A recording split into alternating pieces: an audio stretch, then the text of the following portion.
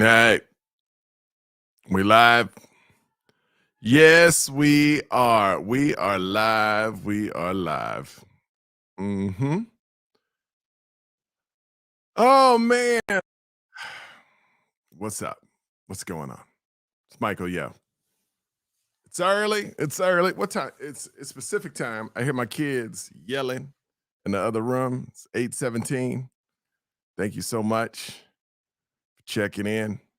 All right, couple things. Couple things I want to talk about here. I was in Oh, by the way, before I even get in that, check out this jacket I got for Christmas. You know, I'm outside a lot. So my wife got me this jacket, or one of my family members. And if you press it, watch it. You see that? Hold on. Did I press it long enough? Maybe the battery is not charged. Anyway, it's supposed to heat up. It's a heated jacket, which is very cool. It's very cool. So since I'm outside so long, let me make this thing work. I'm mad now. This thing's supposed to work. Oh, you know what? I bet you I don't even have it plugged in. Hang on one second. My son was playing with this jacket, so I had to unplug everything. You know how your kids get into everything? And you're like, I got to unplug it. Yeah, see, it ain't even plugged in. But this jacket is dope. They got off of Amazon. It's called I don't even know what it's called. Anyway, but it's pretty dope, man. Look at this. Watch this. It's going to work now. You see how it's red? We about to get some heat up in here. So I use this when I go outside. Anyway, what is going on? Happy Saturday, man. I just want to first say thanks for all the love on the tour. I'm going to be in San Jose. What am I going to? I'm going to be in San Antonio next week, San Jose the week after, and then Houston, I'm coming. February 3rd, we're about to do this, Houston, Texas. It's going to be awesome. Man, jump in the chat if you want. I just want to talk about how this is champagne problems. But Hertz, I got a problem with Hertz, man. Hertz car rental. You know, like any other comic, I travel a lot, and they running a scam over there. Yeah, I'm talking to you, Hertz. You running a scam. So now a lot of people are booking electric cars. You know, when you go to Hertz, because you don't have to pay for the gas when you get back, because you know automatically as soon as you drive off of Hertz, you got to pay $75-$80 just for the gas if you don't fill up yourself. So I started renting the Teslas, and at the beginning, zero charge returning. Now they are charging you $25 to return an electric car. So they give me an electric car 80%, just 80%, right? And the guy goes, well, I go, what I got to bring it back at? He goes, 80%. I go, do you understand? As soon as I drive off, y'all charging me $25? You don't even put it at 90 to give me a chance to drive it a little bit, just a little bit. That's all I want. You know, I only drive like, when I go into a town, I only drive like 7, maybe 20%. And he goes, yeah, I know it's messed up, ain't it? I go, yeah, it hurts. Is it messed up? As soon as I leave the parking lot, I got to pay $25. I know it sounds petty, but man, I hate when people get over like that, because I got an electric car. You know how much? If you ran my electric car from 80 to 0, it would cost about $10 to fill up. And you charging me twice as much? And I'm only using 20%? It's garbage. It's garbage, man. Hit me up with some comments. I think I'm doing this new thing, so I don't see all the comments today. So make sure, I don't know how you're gonna get them to me, but I'm trying this new program and I don't know how to work it. So, but I need your comments. Can we talk about Cat Williams? Who saw that interview with Cat Williams on Club Shay Shay? Look, Shannon Sharpe.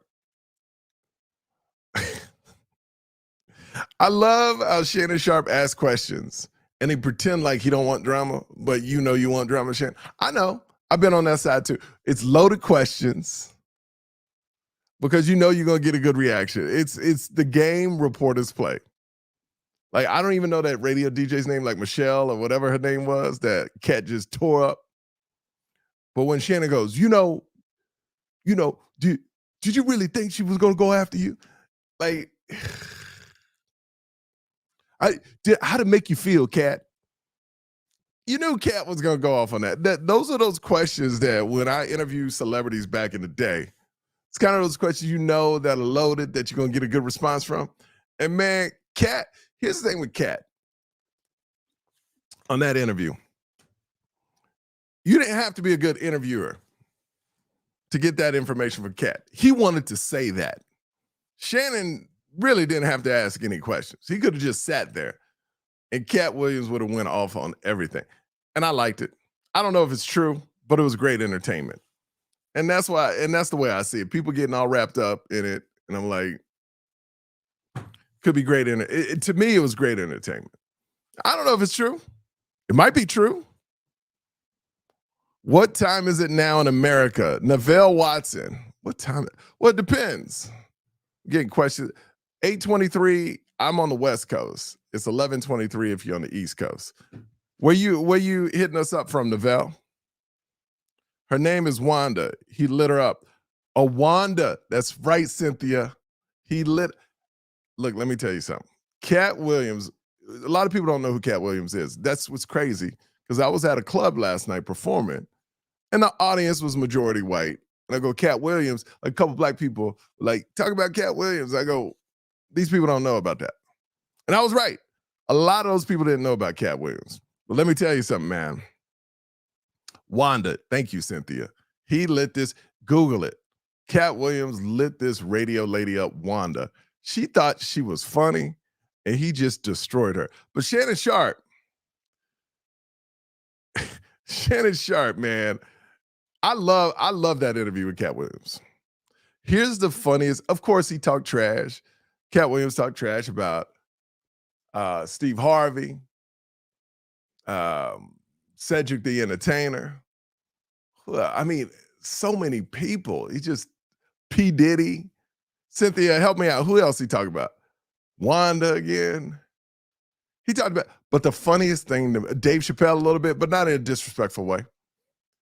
The funniest thing Cat Williams said in that interview, to me, because all the trash talking is trash talk, whatever. I don't really care about that. The funniest thing he said, Dave Chappelle, there's no way Dave Chappelle passed on $50 million. There's no way. No way.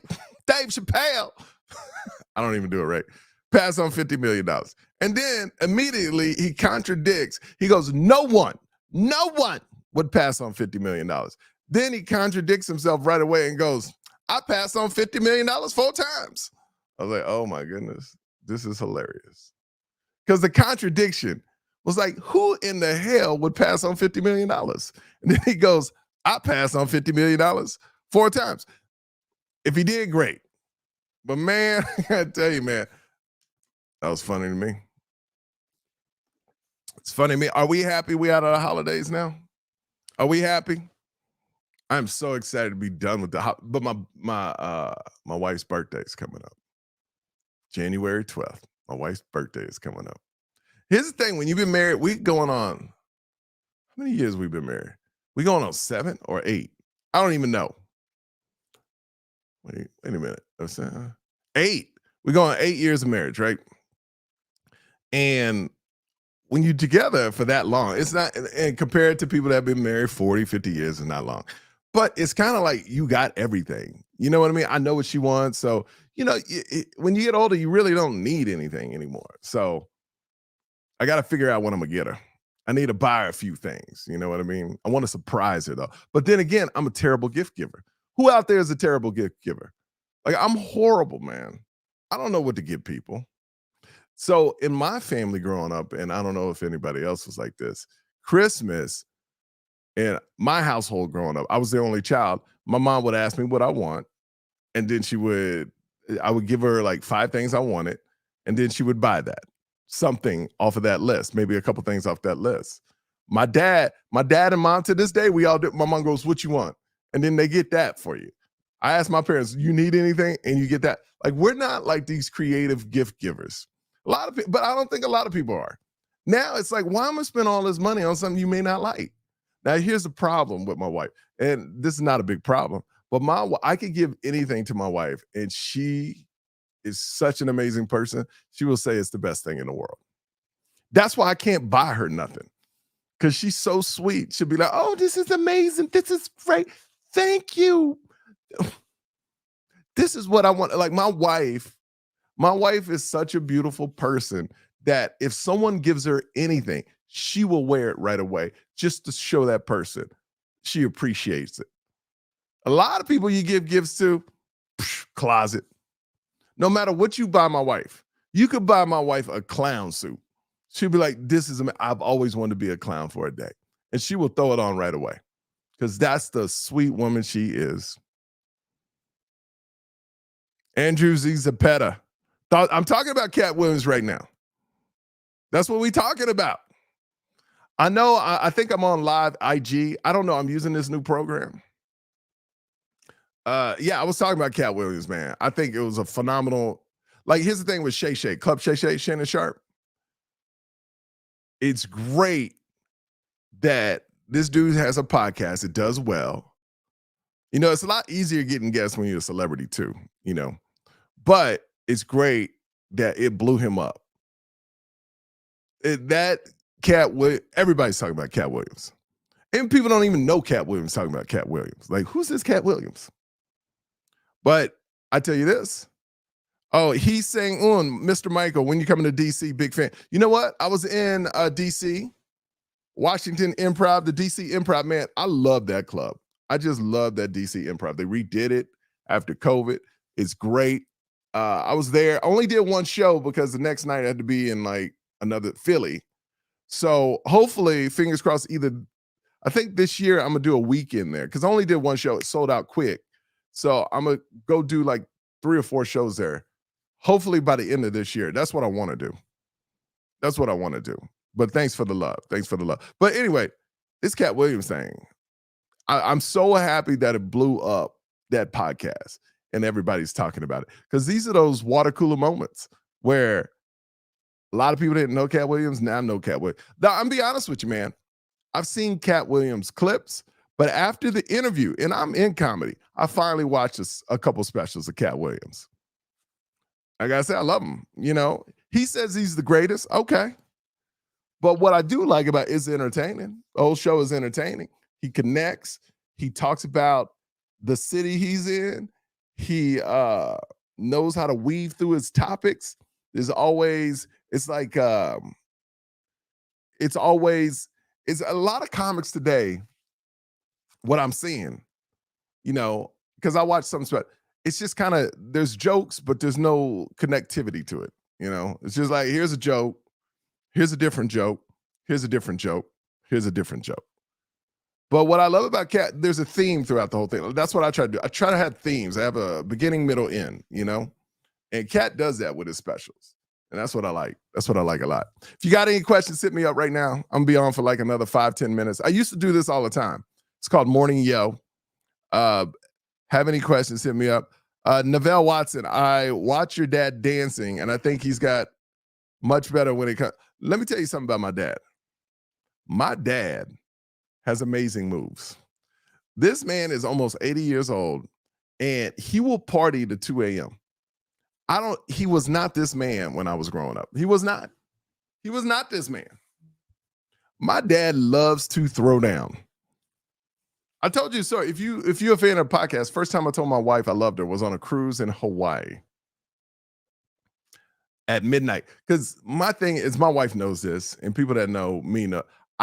With my wife, I try to make everything special. Like when I got engaged to her, I tried to make it special. I want the beginning to be memorable. I didn't tell my wife I loved her for 9 months on purpose because I wanted to make it magical. I wanted her to remember it. I wanted both of us to remember it. You know, I didn't want to be like kind of drunk and be like, I love you. And she's like, I love you. And that's the first time. You don't want to do that. So I said, I'm going to do it New Year's Eve. We're on this cruise in Hawaii with my family. And right at midnight, when the fireworks going off, I'm gonna tell her I love her. And that's what I did. Midnight comes, I tell her I love her. We do a big kiss. And then I hear this, yeah. That's my dad going, yeah. And he's just grinding on a pole, like, yeah, that's the way to do it, son. Yo, that's my dad. I mean, ever since I got it, this is my memory, and maybe it's wrong. He's always been funny at Christmas parties, at family get-togethers, but for some reason, I am I could be wrong, and he probably disagree. But after I started comedy and he saw me on stage 13 years ago, he's changed. To me, he's changed. When I was growing up, he wasn't a father to be dancing, going to dance classes and entering Elvis Presley contests, impersonation contests on a ship. Any contest on a ship, my dad will enter it. And people say, because he's getting older, he's enjoying. Yes, but I don't know. It was something. It was something that clicked in him. It was like, yo, man, I'm having fun now. Because he was not that dude when I was growing up. Both of your parents are amazing. Their love for each other is infectious. Laughter is the best. Look, my parents, they do love each other. By the way, if you listen in on whatever platform, subscribe, follow, like, or whatever, do some hearts or whatever you got to do. I don't know, man. I'm sorry. I just woke up. I'm tired. But think about my parents, man. They met in Korea. You know, my dad came back from the military, and they wrote letters for a couple years, like a year and a half, 2 years, something like that. He saved up enough money, brought her over, got married. And growing up, this was interesting. Growing up, man, there wasn't no interracial couples. I lived in Houston, Texas, man. There wasn't no interracial couples. My mom and dad were it. I do not remember seeing any interracial couples, especially on TV. You would never see an interracial couple on TV. That's how people forget that this country is so young. It's 250 something years old. So, I mean, if you really think about it, it's a baby. This country is a baby. That's why you're seeing all this crazy stuff happen, because we haven't dealt with it before. When these founding fathers who made the Declaration of Independence and all that, they didn't know that, oh, you know what? We think good people are always going to no, they didn't think bad people were going to try to run for office and ruin the country. Or people that are so old they don't know what they're doing. They didn't know that when they were writing that Constitution. They didn't know that when they were writing the Constitution. I don't know where I'm going with this. But what I'm saying is, I don't know what I was saying. I was just rambling. I'm just rambling. What was I talking? Somebody hit me up. That's when you know you're getting old. That's when I know I'm getting old. I just start talking and then forget.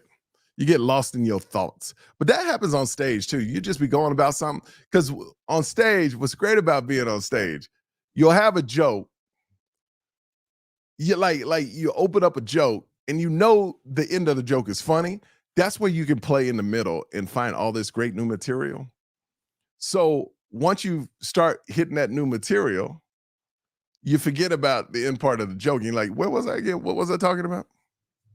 Anyway, let me see. Any other comments? No other questions? Wait, who's this? Oh, Wanda. Yeah. So I loved it, man. I love the Cat Williams thing. A lot of people are upset. A lot of people in the Black community are upset. My community. And now when I say my community, I mean Black and Asian. I don't want anybody get confused about that. Because I go, my community, they'll be like, you're not Black. My community, you're not Asian. I'm both. So when I say my community, I mean Black and Asian. In the Black community, my community, a lot of people upset at Cat Williams for throwing like superstars under the bus. Like, why you got to do that? You know, like they made it, you made it, leave it alone. You know, so a couple people are upset about that. I don't know.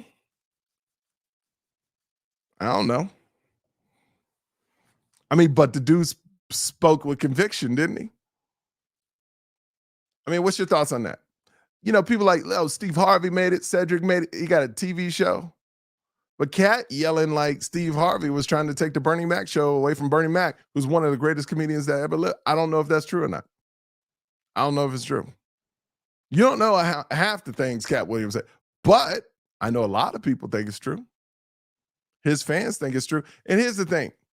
This is what I tell people about cancel culture. If you are a successful stand-up comic, you can't be canceled because your crowd rolls with you. You think nobody's going to go see Cat Williams because he talked about Steve Harvey, Cedric the Entertainer, or whoever he talked about? No. They're going to go even see him. He'll sell more tickets. He already sells out, but if he sold out 3 shows, he's going to sell out 4 now. Because if I was him, after he does this next special, what I would do is do a tour where if he really believes those people did those things, just talk about each one. Just make a show like he did on Sterling Sharp show. Just talk about every individual person and tell the story. And he'll make it funny. He did it on Club Shake Shack.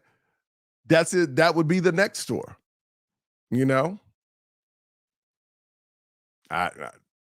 Who wouldn't want to go see that tour? People that are not even Cat Williams fans will go see that tour. If all the people talked about it in that podcast, he actually had hardcore, real stories and went into them. Who wouldn't go see that?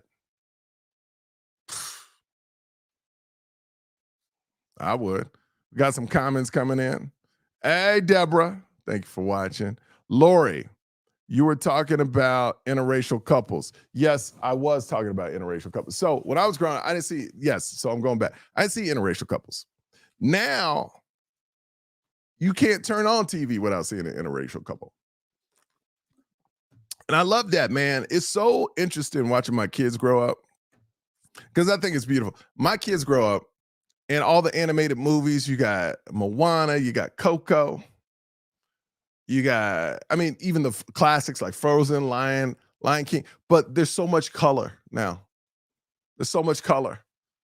And I don't think it's a bad thing because people like me never saw that. And I saw the Jetsons where there was no black people in the future.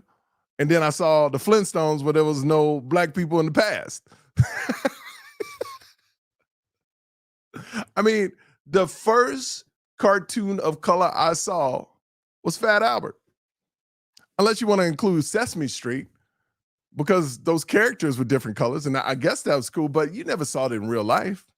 So I think we've moved a lot. That's why that's what I was talking about. This country is so young.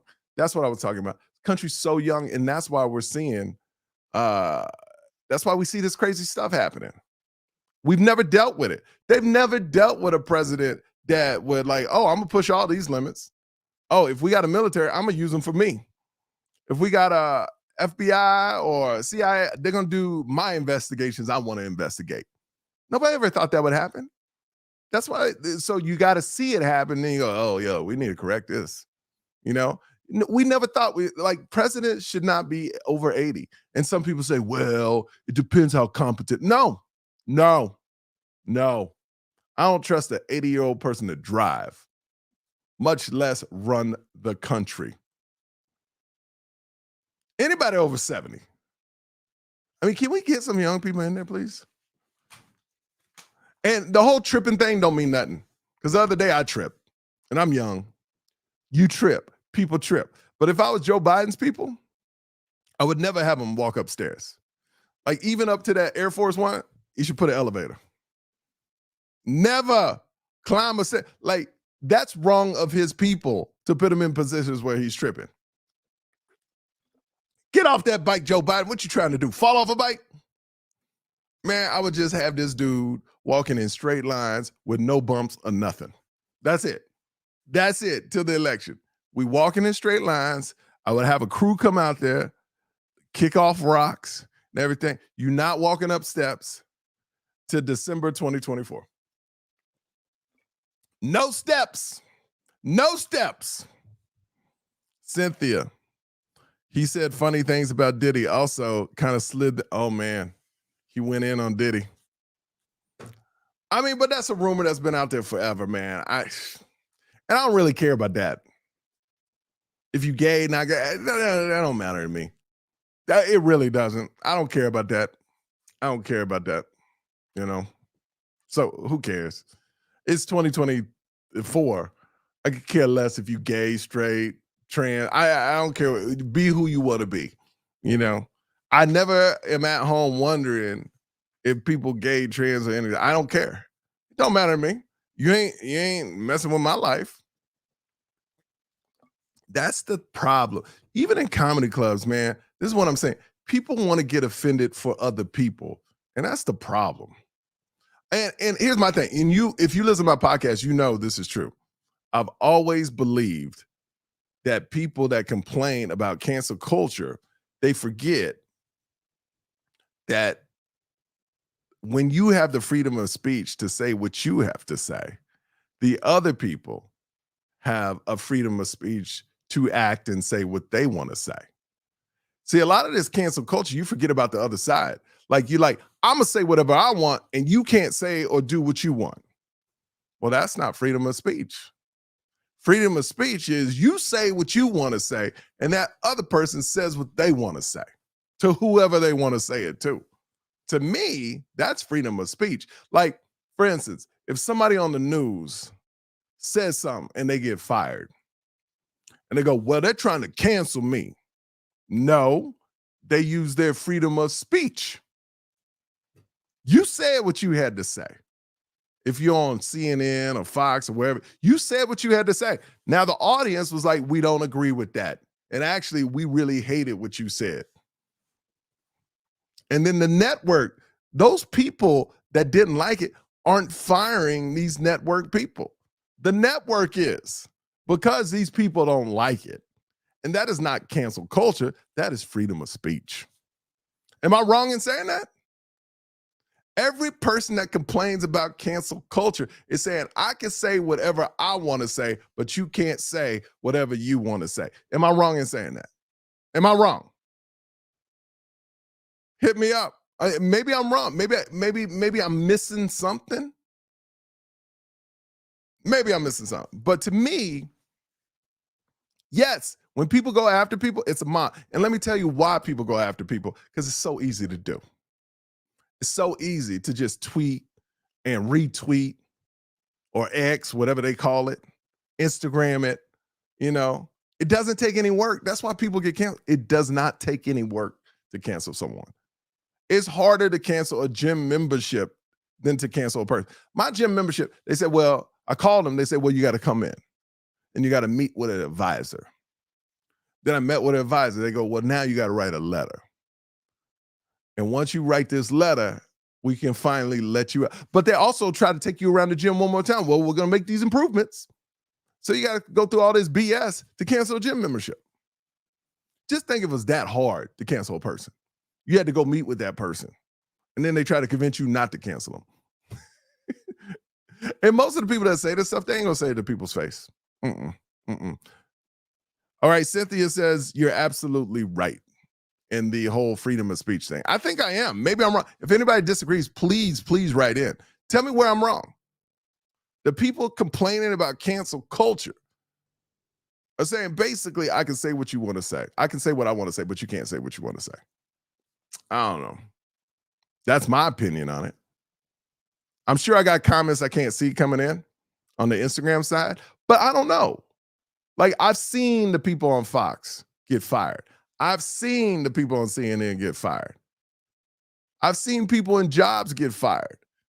And they say some crazy-ish that's not real. And now I'm not talking about comedians here. I'm talking about real people that have jobs where they're supposed to give real news, real information.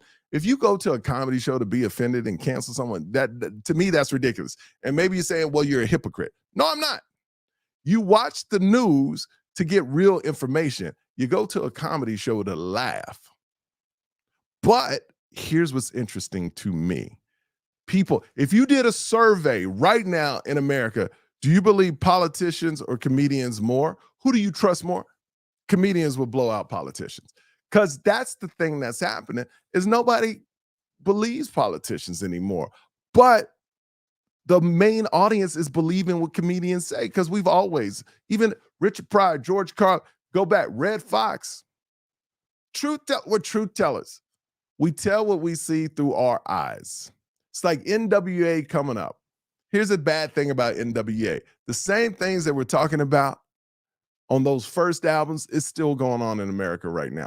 That's why they hold up. That's why Richard Pryor's joke about getting pulled over by the cops still is relevant today. So people actually go to comedians because they feel like they're getting real information because it's our observation of the world. They don't trust politicians because we're not getting paid off of lobbyists. We're getting paid off of people coming and wanting to hear what we say. So if you hold a job, like I told you this before. Hold on, let me read some comments. How are you, Michael? When are you coming to Saginaw, Texas? Dallas so I'm gonna be in Houston, Texas, February 3rd. House of Blues. It's my biggest venue I'm doing so far to date. It's 900 people. It's almost sold out. Get your tickets, michaelyo.com. Dallas is probably later in the year. San Antonio is next weekend. So that's what I'm saying, though. That's what I'm saying. Comedians right now hold more weight than politicians. If there was a comedian that really wanted to be president, I guarantee they would win. Guaranteed they would win. Because people trust what we say. You could do a poll. Have CNN do it. Look, I told you this story before. If you're a fan or you know my work, you know I told this before. I had a good friend that used to work at one of these CNNs and stuff like that. And I worked at E! Entertainment back in the day with Ryan Seacrest, Sal Masekela, Ben Lyons, Cat Salad, Debbie Matenopoulos, Juliana Rancic, Jason Kennedy. That was the crew I rolled with, man. I remember this dude. I went to this it's like honoring Black people in the industry. So they invited me. I'm half Black. They invited me and I was honored. I remember this dude kind of downgrading me. He was on the news. And this is when the news wasn't so gossipy. This is when I first started, probably like 15 years ago. Came up to me and goes, why are you here? Like in a nice way, funny joke, like, why are you here? You do entertainment news. And I go, well, people watch us more than they watch you, which is true. And I never forgot that because it was so like just, he was trying to diss me. And now when I watch, and he was still on this station. Now when I watch the news, it's like, oh, now the news, the real news that's supposed to be the news is entertainment news. You know better than us saying, oh, why isn't Jennifer Aniston getting back with Brad Pitt? Like how we held on to that for 20 years, which is ridiculous. But y'all do the same thing.